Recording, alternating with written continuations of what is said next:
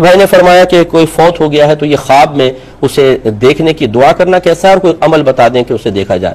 دیکھیں اچھی طریقے سے یاد رکھیں کہ مردوں کے معاملات اللہ تعالیٰ نے ہم سب پر مخفی رکھے ہیں، تو حکمت الہیہ یہ ہے کہ وہ مخفی رہیں۔ اگر ظاہر کرنے میں اللہ تعالیٰ کا مقصود ہوتا تو وہ سب کو بتا دیتا، اور میرے آقا صلی اللہ علیہ وسلم نے ارشاد فرمایا کہ اگر مردہ اپنی قبر سے نکل کر اپنے احوال ذکر کر دے تو لوگ کھانا پینا چھوڑ دیں، ایسا یعنی صورتحال ہوتی ہے۔ اور ایک روایت کے مطابق انسان اور جن کے علاوہ اگر قبر میں کسی پر عذاب ہو رہا ہے تو انسان اور جن کے علاوہ ہر چیز اس کی آواز سنتی ہے۔ اگر اللہ تعالیٰ یہ پوشیدہ امور ظاہر کر دے تو کھانا پینا ختم ہو جائے، ہماری زندگیاں حرام ہو جائیں، لہٰذا مخفی معاملے کو مخفی ہی رہنے دیں۔ آپ نے اگر دعا کر بھی دی، کوئی آپ نے وظیفہ پڑھ لیا اور بالفضل والدہ فوت ہوئی ہیں اور آپ نے دیکھا کہ وہ سانپ ان پہ چپٹے ہوئے ہیں، بچھو چپٹے ہوئے ہیں، آنکھ نکال لی گئی ہے، آنتیں باہر آ رہی ہیں اور شدید قسم کا عذاب ہے اور وہ آگ میں جل رہی ہیں، اس کے بعد کیا آپ کو سکون مل جائے گا؟ اور کیا ضروری ہے کہ جب آپ فی الفض آپ نے اصالہ ثواب کیا، بہت دعائیں کہ اللہ تعالیٰ یہ تو عذاب ہو رہا ہے، اس کی میری ماں کی بخشش مغفرت فرما دے، عذاب دور فرما دے، تو یہ ضروری تو نہیں کہ پھر اگر آپ وہ وظیفہ کریں تو دوبارہ آپ کو زیارت ہو جائے؟ بعض اوقات ہوتا ہے کہ خواب کیا ہے، کوئی شرعی حجت نہیں ہے، غلط بھی ہو سکتا ہے، جھوٹا خواب بھی ہو سکتا ہے اور دوبارہ خواب آئے نہیں تو بس اب آپ کی زندگی عذاب بن جائے گی، اس لیے ان امور میں نہ پڑے، ہمارا مشورہ یہ بہتر نہیں ہے۔ یہ کہتے ہیں کہ کوئی عالم دین تھے، انہوں نے بیان کرتے ہوئے نبی کریم صلی اللہ علیہ وسلم کے لیے باغی کا لفظ استعمال کیا، تو جب پوچھا گیا کہ آپ نے یہ کیا کہہ دیا تو انہوں نے کہا کہ اصل میں نبی کریم صلی اللہ علیہ وسلم نے کافروں کے خلاف بغاوت کی تھی، اس بنا پر میں نے یہ باغی کا لفظ استعمال کیا۔ دیکھیں باغی وہ ہوتا ہے کہ جو پہلے کسی کے ساتھ شامل ہوتا ہے اور پھر وہ اس کو چھوڑ کر دوسرا موقف اختیار کر لیتا ہے، تو ہم کہتے ہیں بھئی اس نے بغاوت کی ہے، یہ باغی ہو گیا۔ تو اگر ہم اس مفہوم کو لے لیں تو معاذ اللہ پھر تو لفظ باغی نبی کریم صلی اللہ علیہ وسلم کے لیے استعمال کرنا یہ ثابت کرے گا کہ پہلے آپ انہی کے ساتھ تھے، نظریاتی اعتبار سے، ایکٹیویٹیز کے اعتبار سے، دیگر معاملات کے اعتبار سے، پھر جب اللہ نے ہدایت دی تو آپ نے ان کو چھوڑ کر ایک نیا موقف اختیار کر لیا، حالانکہ ایسا تو نہیں ہے۔ نبی کریم صلی اللہ علیہ وسلم ہمیشہ ان سے علیحدہ ہی رہے، اگرچہ ان کے ساتھ تھے، جب یعنی 40 سال تک تو ساتھ ہی رہے، لیکن آپ کسی بھی غلط کام میں کبھی ان کے ساتھ شریک نہیں رہے کہ اعلان نبوت کے بعد پھر ہم یہ کہیں کہ اب نبی کریم نے ان غلط کاموں سے یا غلط حرکتوں کے سلسلے میں ان کو چھوڑ کر بغاوت اختیار کی، اس لیے باغی کہنا صحیح ہو۔ خلاصہ کلام یہ ہے کہ لفظ نبی کریم صلی اللہ علیہ وسلم کے لیے استعمال کرنا آپ کے شایع نشان نہیں ہے۔ اگر کسی عالم دین نے استعمال کیا، میرا مشورہ یہ ہے کہ توبہ کرنے میں کوئی شرم و حیا نہیں ہونی چاہیے، جھجک نہیں ہونی چاہیے، لوگوں کو پیار محبت سے سمجھا دیں اور آئندہ اس چیز کا استعمال نہ کریں۔ یہ کہتے ہیں کہ بہت سے لوگوں کو دیکھا ہے کہ جب کوئی کتا سامنے سے آتا ہے تو وہ بیٹھ جاتے ہیں اور کہتے ہیں یا قتمیرو یا قتمیر، اور وہ کہتے ہیں اس طرح کہو نا تو کتا بھاگ جاتا ہے، تو یہ صحیح ہے کہ نہیں؟ دیکھیں بزرگان دین نے اپنے ذاتی تجربات سے یہ بات لکھی ہے کہ قتمیر جو تھا یہ اصحاب کہف کے کتے کا نام تھا، تو اگر کوئی کتے سے آپ کو خوف ہو کہ یہ کاٹ کھائے گا تو آپ اس میں یہ لفظ کہہ کر یا قتمیرو زور سے یا قتمیر کہہ کر آپ دیکھیں تو وہ کتا پیچھے ہو جائے گا۔ لیکن اس کے لیے پھر زبان کی ایک تاثیر بھی چاہیے ہوتی ہے اور بھی مسائل ہوتے ہیں، چنانچہ میں نے پہلے کہا کہ یہ بعض لوگوں کے تجربات میں آیا ہوگا تو لکھ دیا۔ اب اس کا مطلب یہ نہیں ہے کہ آپ یا قتمیر کہیں اور کتا آپ کو کاٹ لے تو آپ نے یہ کیا کیا، یہ بزرگوں نے کیا لکھ دیا، ایسی بات نہیں ہوتی ہے، لیکن بہرحال آپ اس کو اختیار کر سکتے ہیں، تجربات میں آیا ہے تو انشاءاللہ فائدہ بھی دے گا۔ ایک کہتے ہیں کہ کسی نے کسی کا مالی نقصان کر دیا، اب اس نے کہا بھی نقصان دو، اس نے کہا میں نہیں دیتا ہوں، تو اس شخص نے کہا کہ کوئی بات نہیں، اللہ بیٹھا ہے نا، مطلب اس کا یہ تھا کہ اللہ موجود ہے، وہ انصاف کرے گا، تو یہ اللہ بیٹھا ہے نا یہ کوئی کلمہ کفر تو نہیں ہے؟ دیکھیے کلمہ کفر نہیں ہے، کیونکہ یہ ہمارے ہاں محاورتاً کہا جاتا ہے، ابھی اللہ تو دیکھ رہا ہے، اللہ تو بیٹھا ہے نا، اللہ تو موجود ہے، اللہ انصاف کرے گا، تو بعض چیزیں تو اپنے لفظی اعتبار سے بالکل صحیح ہیں، اس میں کوئی قباحت نہیں، لیکن بیٹھنے کے اندر شاید یہ شبہ آپ کو پیدا ہوا کہ اللہ تبارک و تعالیٰ کے لیے کھڑا ہونا، بیٹھنا یا کسی جگہ کو ثابت کرنا یہ شرعاً جائز نہیں ہوتا ہے، لیکن ہم یہاں پر وہ بیٹھنے کا مفہوم وہ لے ہی نہیں رہے، ایک سٹنگ باقاعدہ کہ عرش الہی پر یا کسی کرسی پر یا کسی مقام پر، بلکہ موجودگی کا، جیسے خود اس نے وضاحت کی ہے، لہٰذا اس میں شرعاً کوئی حرج نہیں ہے اور کوئی کلمہ کفر وغیرہ لازم نہیں آئے گا۔ اور باقی ضمناً یہ کہ جب مالی تاوان کی آپ بات کرتے ہیں تو یہ اچھی طرح یاد رکھیں، اس کے بھی شرعی مسئلے معلوم کریں۔ بعض اوقات مالی نقصان پر تاوان ہوتا ہے، تاوان کا مطلب بدلہ دینا، اور بعض اوقات نہیں ہوتا۔ مثال کے طور پہ آپ مجھے ایک اسکوٹر دیتے ہیں، مفتی صاحب میں نے کہا یار میں روڈ سے ابھی ذرا کچھ سودا لے کر آ جاؤں، اسکوٹر دے دیں، آپ نے دے دی، میں روڈ پہ لے کر گیا، کوئی چھین کر لے گیا، تو یاد رکھیں اس کو عاریت کہتے ہیں کہ تھوڑی دیر کے لیے آپ نے چیز دی اور پھر واپس لے لی، اور سامنے والا تھوڑی دیر تک آپ کی اس چیز سے نفع حاصل کرتا ہے اور بعین ہی وہ چیز واپس کرتا ہے، اس کو عاریتاً لینا کہتے ہیں۔ اور یہ جو عاریتاً آپ نے چیز دی ہے یہ اس کے پاس امانت ہے، اور امانت میں اگر ہماری ذاتی کوتاہی نہ ہو اور نقصان ہو جائے تو اس پر کوئی تاوان نہیں ہوتا۔ جیسے آپ نے کسی کے گھر میں کچھ اپنا پیسہ رکھوا دیا، گولڈ رکھوا دیا، یہ بہنیں خاص طور پہ سنیں، اور ان کے ہاں چوری ہو گئی اور انہوں نے اس پیسے کو ایسے ہی حفاظت سے رکھا تھا جیسے اپنا مال رکھا ہوتا ہے، تو یاد رکھیں آپ ایک پیسہ نہیں مانگ سکتے ان سے کہ ہم نے تو تمہارے پاس رکھوایا تھا ہمیں دو، بھائی رکھوایا تھا اس نے حفاظت کی ہے، اب اگر چور آ کر لے گئے تو غائب۔ اب آپ کہیں بھائی ہو سکتا ہے جھوٹ کہہ رہے ہوں،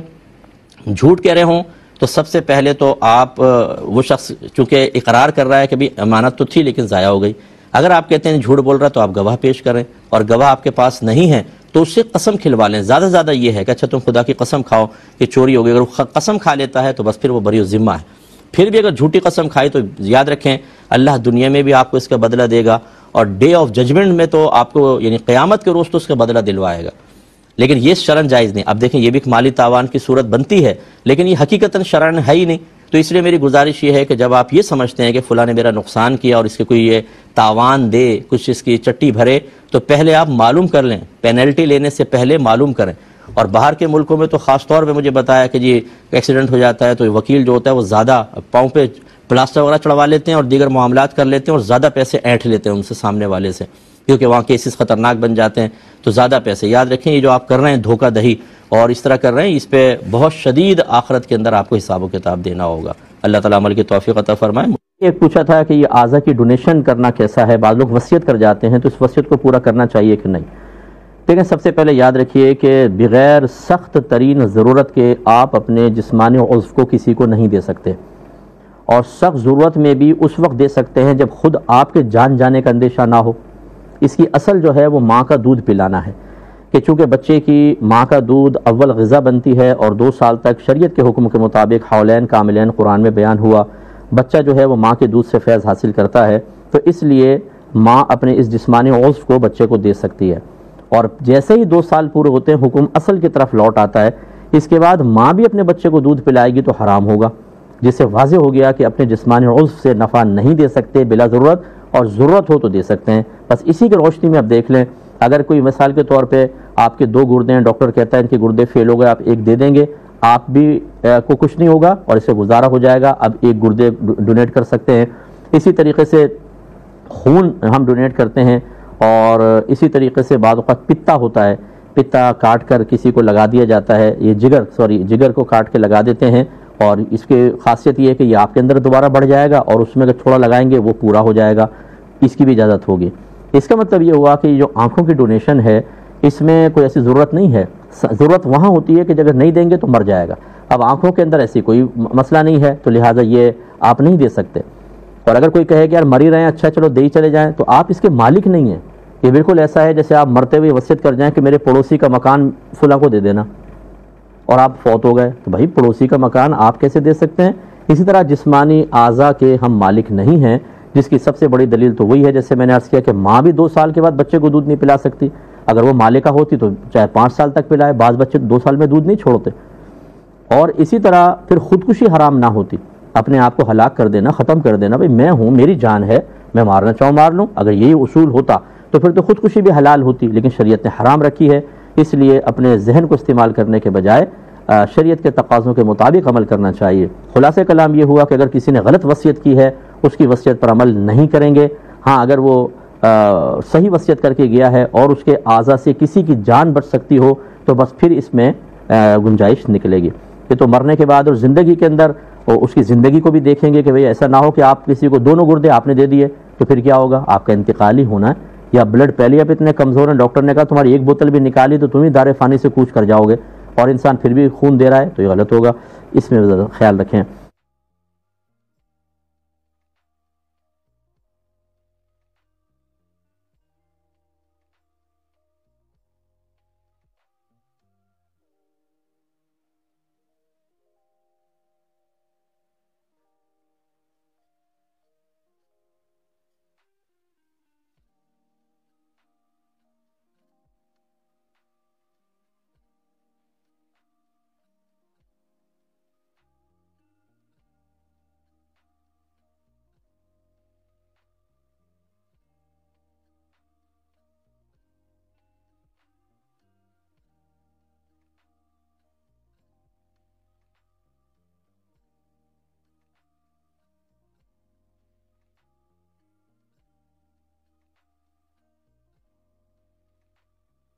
ایک انہوں نے کہا کہ بغیر گواہ کے نکاح ہو جاتا ہے کہ نہیں؟ دیکھیں نکاح ہو جاتا ہے لیکن یہ نکاح فاسد ہوتا ہے۔ نکاح فاسد کا مطلب یہ ہے کہ اس کو ختم کرنا واجب ہوتا ہے، اور یہ کہتی ہیں اگر فرض کر لیں کہ اس طرح نکاح کر لیا اور پھر جسمانی تعلق بھی قائم ہوا اور بچے پیدا ہو گئے، ان بچوں کا کیا حکم ہوگا؟ دیکھیں چونکہ یہ نکاح فاسد تھا، اس میں جو جسمانی تعلق قائم ہوتا ہے وہ حرام ضرور ہوتا ہے لیکن زنا نہیں ہوتا۔ اجنبی عورت سے اگر جسمانی تعلق قائم کریں تو یہ زنا ہے، پیدا ہونے والے بچے کو ولد الزنا کہتے ہیں، اور اگر اس طرح کسی عورت سے نکاح کر کے اگر جسمانی تعلق قائم کیا تو یہ زنا نہیں کہلاتا، ہاں یہ جسمانی تعلق قائم کرنا حرام کہلاتا ہے، اور جو بچہ پیدا ہوگا اسے ولد الحرام کہیں گے۔ اب ولد الزنا اور ولد الحرام میں فرق یہ ہوتا ہے کہ ولد الزنا جو بچہ ہوتا ہے اس کا نسب باپ سے ثابت نہیں ہوگا، یعنی میدان محشر میں اس بچے کو صرف ماں کے نام سے پکارا جائے گا، لیکن جو ناجائز طریقے سے یہ جو وطی حرام جس کو میں کہہ رہا ہوں اس سے جو بچہ پیدا ہوتا ہے جس کو ولد الحرام کہتے ہیں، اس کا نسب بہرحال باپ سے ثابت ہوگا۔ لیکن ایسے نکاح کو ختم کرنا دونوں پر واجب ہے ورنہ دونوں گناہ گار ہوں گے، اور اس میں طلاق نہیں ہوتی۔ بس شوہر یہ کہہ دے کہ میں نے تجھے چھوڑا، میں اس نکاح کو ختم کرتا ہوں، ختم ہو جائے گا، اور یہ کرنا واجب ہوتا ہے۔ تو گواہوں کے ذریعے ہی نکاح صحیح کہلاتا ہے، اور صحیح کے مقابلے میں نکاح فاسد ہوتا ہے۔ کہ کیا ہم کسی ایسی محفل میں جا سکتے ہیں کہ جس میں حمد اور نعت تو پڑھ رہے ہیں لیکن آخر میں صلاۃ و سلام نہیں پڑھتے؟ کیا یہ ہم اس میں جائیں یا نہ جائیں؟ دیکھیں بالکل جائیں آپ۔ محفل کے اندر نہ تو حمد پڑھنا واجب ہے، نہ نعت پڑھنا واجب ہے، نہ صلاۃ و سلام پڑھنا واجب ہے، یہ سب مستحبات ہیں، یعنی اچھی نیت کے ساتھ اخلاص کے ساتھ اللہ کی رضا کی خاطر پڑھیں گے تو امید ہے کہ انشاءاللہ آپ کو ثواب ملے گا۔ تو لہٰذا اگر کوئی آپ محفل میں گئے انہوں نے حمد اور نعت ہی نہیں پڑھی، ڈائریکٹ بیان ہوا، صلاۃ و سلام ہوا تب بھی ٹھیک، صرف بیان ہوا نہ حمد و نعت نہ صلاۃ و سلام تب بھی درست، اور پہلے کی سب چیزیں ہوئیں اور صلاۃ و سلام نہیں ہوا، اس محفل میں آپ شرکت کر سکتے ہیں۔ لیکن یہ ضرور ہے کہ چونکہ اہل سنت میں یہ چیزیں رائج ہیں تو یہ باعث تشویش بن جاتی ہیں بعض اوقات، اور عادت سے ہٹ کر چلنے میں حرج ہوتا ہے، یہ علماء نے ارشاد فرمایا۔ تو اگر وہ میزبان مطلب بغیر کسی وجہ کے نہیں کر رہے تو مناسب نہیں آخر میں صلاۃ و سلام کریں۔ بہت جیسے اب آپ کے ذہن میں آیا کہ بھی ہم جائیں نہ جائیں، اس کا مطلب ہے آپ کے ذہن میں ان کے بارے میں کوئی بدگمانی پیدا ہوئی ہے، تو اس طرح کے معاملات نہ کیے جائیں تو بہتر ہے، لیکن بہرحال کوئی فرض یا واجب نہیں ہے، آپ جا سکتے ہیں۔ لبی والے لے لیتے ہیں کہ ایک تو یہ بوڈاکس کے بارے میں کہا کہ ایسی ٹریٹمنٹ جس سے چہرے کی جھریاں وغیرہ ختم کی جا سکیں، اس کے کیا حکم ہوتا ہے؟ دیکھیں اگر تو اس میں کوئی سائیڈ ایفیکٹس نہیں ہوتے تو بالکل یہ کروانا شرعاً جائز ہے، اور خصوصاً جیسے بعض لوگ کہتے ہیں ایسے ہوتے ہیں جن کی پبلک ڈیلنگ ہوتی ہے یا ان کا شوب اس سے تعلق ہوتا ہے کہ ان کا چہرہ بدنمائی کی طرف چلا جاتا ہے، تو اس بدنمائی کو ختم کروانے کے لیے ایسی کوئی بھی ٹریٹمنٹ کروانا کہ جس کے کچھ سائیڈ ایفیکٹس وغیرہ نہیں ہوتے وہ بالکل شرعاً جائز ہوتی ہے، اس لیے کروا سکتے ہیں۔ اور اس کو اس مسئلے میں نہیں لے کے جائیں گے کہ اللہ کی تخلیق میں کوئی مداخلت کرنا، کیونکہ یہ تخلیق میں مداخلت نہیں ہے کہ اللہ تعالیٰ نے ایسے جھریوں والا پیدا نہیں کیا تھا، پھر تو شاید کوئی اور حکم ہوتا، میں اس کی اور تفصیل آپ کو عرض کرتا۔ اللہ تعالیٰ نے تو جو کھال بنائی ہوتی ہے بہت ہی صاف ستھری سی ہوتی ہے، چھوٹے بچے کو دیکھ لیں، پھر جوانی کے اندر، پھر ادھیڑ عمر اور پھر بڑھاپے کے اندر، فرق ہمارے حالات زمانہ کی وجہ سے آتا ہے، تغیر زمانہ کے اعتبار سے جسم میں اندرونی طور پہ ہونے والی تبدیلیاں اس کا سبب بن جاتی ہیں بعض اوقات، تو بہرحال اچھی نیت کے ساتھ صحیح نیت کے ساتھ کروا سکتے ہیں، اس میں کوئی حرج نہیں ہے، لیکن یہ معلوم کر لیں ڈاکٹر سے کہ اس کے سائیڈ ایفیکٹس نہیں ہونے چاہیے۔ اگر سائیڈ ایفیکٹس خطرناک قسم کے ہوتے ہیں تو پھر ایسے طرز عمل سے رکنا لازم ہوتا ہے۔ یہ بھائی نے فرمایا کہ میرے کان میں ایک دانہ ہے جس سے بعض اوقات پانی رس کر باہر آ جاتا ہے، تو کیا ایسا ہو سکتا ہے کہ جب میں نماز پڑھنے لگوں تو اس میں کان میں پہلے اچھی طرح ٹیشو ڈال دوں تاکہ وہ باہر نہ نکلے اور پھر وضو کر کے میں نماز پڑھ لوں؟ تو جی ہاں بالکل ایسا ہی کرنا آپ پر واجب ہوگا۔ یاد رکھیں کہ جب کسی وجہ سے انسان کا وضو قائم نہ رہ پا رہا ہو اور ہم سخت مشقت میں پڑے بغیر کسی آسان ہیلے اور ذریعے سے اس ناپاکی کو خارج ہونے سے روک سکتے ہیں تو وہ ہیلہ اختیار کرنا واجب ہوتا ہے۔ جیسے مثال کے طور پہ زخم سے بار بار خون رس رہا ہے، اب آپ نے اس کے اوپر کوئی چیز لگا کے ٹائٹ سی کوئی اور اس کو باندھ لیا سختی کے ساتھ کہ اب وہ خون بلڈ باہر نہیں آئے گا، تو بالکل آپ وضو کر کے نماز پڑھیں، بعد میں چاہے اس کو ہٹا دیں۔ اس طرح کان کا مسئلہ جیسے آپ نے ارشاد فرمایا، اور بھی کوئی بھی ایسا مطلب ایسی چیز کہ جس کی وجہ سے وضو ٹوٹتا ہے، آپ اس کو وقتی طور پر روک سکتے ہیں تو کر سکتے ہیں۔ جیسے ایک تو ہوتا ہے کہ دیکھیں کبھی کبھار ہوا کا غلبہ ہوا، خروج ہوا کا، تو اس میں تو حکم یہ ہوتا ہے کہ پہلے آپ اس حالت میں نماز نہیں پڑھ سکتے، نماز توڑ کر معاملہ کر کے دوبارہ آپ وضو کریں گے۔ لیکن بعض کو گیس پرابلم ہو جاتا ہے اور وضو ہی قائم نہیں رہتا، مسلسل ہوتا رہتا ہے، یہ معاملہ، تو اگر وہ یہ سمجھتے ہیں کہ میں پوری کوشش سے روک کر اور کم از کم فرض ادا کر سکتا ہوں، تو پھر یاد رکھیں کہ وہ شرعی معذور نہیں بنیں گے، یعنی ان کو رخصت کوئی نہیں ملے گی، اسی حالت میں نماز کو ادا کریں اور وضو نہ ٹوٹنے دیں، ان کی نماز بالکل اسی طرح ہو جائے گی۔ ریباؤنڈنگ جو آپ نے ہیئر کی یہ کہی، اس کا جو پروسیس جو میں نے انٹرنیٹ کے اوپر دیکھا ہے وہ یہی ہے کہ پہلے اس میں یہ اصل میں بالوں کو اسٹریٹ کرنا ہوتا ہے، اور اس کے لیے کوئی کیمیکل سر میں لگاتے ہیں اور 30 منٹس کے لیے اس کو چھوڑ دیتے ہیں، اس کے بعد مشین کے ذریعے بالوں کو اسٹریٹ کرتے ہیں تو کافی عرصے تک وہ بالکل سیدھے رہتے ہیں۔ لیکن اس کے جو سائیڈ ایفیکٹ میں نے پڑھے وہ انٹرنیٹ کے مطابق تو یہی ہیں کہ اس میں بعض اوقات بال ڈیمیج ہوتے ہیں، بریک ہو جاتے ہیں، اور اس کے علاوہ ایک جو بات لکھی کہ بریسٹ کینسر ہو جاتا ہے، یہ میرے لیے حیرت انگیز تھی۔ انہوں نے کہا کہ اس کیمیکل سے ایسی تبدیلیاں ہارمونز کی جسم میں ہوتی ہیں کہ اس کے بعد پھر بریسٹ کینسر کی طرف یہ چیز جا سکتی ہے، تو اگر واقعی اس طرح کی صورتحال ہے تو پھر اس طرح کے پروسیس سے بچنا بہت ہی ضروری ہے۔ اور مجھے امید ہے کہ، اور میں بلکہ امید رکھتا ہوں کہ جب بھی آپ کوئی ایسا کام کرنے لگیں سب سے پہلے اچھے ڈاکٹر سے مشورہ کریں، یا انٹرنیٹ پہ بہترین قسم کی رپورٹس وغیرہ ہوتی ہیں، ان ڈاکٹرز نے ڈالی ہوتی ہیں، ان کے تجربے ہوتے ہیں، اس کو ایک دفعہ آپ ضرور ریڈ کر لیں، پھر آپ مطمئن ہو جائیں تو اسٹیپ آگے بڑھائیں۔ یہ انڈیا سے یہ کال تھی، یہ کہتے ہیں، یعنی ایک میسج تھا کہ آج کل ہمارے یہاں بعض لوگ حق مہر میں حج کی ڈیمانڈ کرتے ہیں کہ بھئی لڑکا حج کروا دے، سمجھ لیں یہ مہر ہے، یا بعض کہتے ہیں کہ شوہر نماز پڑھے یہی مہر ہے بچی کا، تو کیا یہ ٹھیک ہے؟ دیکھیں یہ صحیح نہیں ہے۔ یوں پہلے سمجھ لیجئے کہ آپ جو چیز خرید و فروخت جس چیز کی ہو سکتی ہے، جس کو عربک میں مبیع کہتے ہیں، وہ مہر بننے کی صلاحیت رکھتی ہے، وہ چاہے پیسہ ہو، اس کی بھی خرید و فروخت ہوتی ہے، کرنسیز ہیں، اس میں جانور ہیں، سونا ہے، چاندی ہے، مکان ہیں، پلاٹ ہیں، دکان ہیں، یہ سب مہر بننے کی صلاحیت رکھتے ہیں۔ اب حج کا اگر انہوں نے کہا ہے، اگر یہ ارادہ ہے کہ بھئی آپ جتنا حج میں خرچہ ہوگا وہ بچی کو مہر دے دیں، پھر بچی حج کر لے گی، تو پھر تو بالکل ٹھیک ہے۔ لیکن اگر پیسہ مقصود نہیں ہے، حج کروانا بس خالی مقصد ہے، تو یہ ٹھیک نہیں ہوگا، کیونکہ حج کروانا کوئی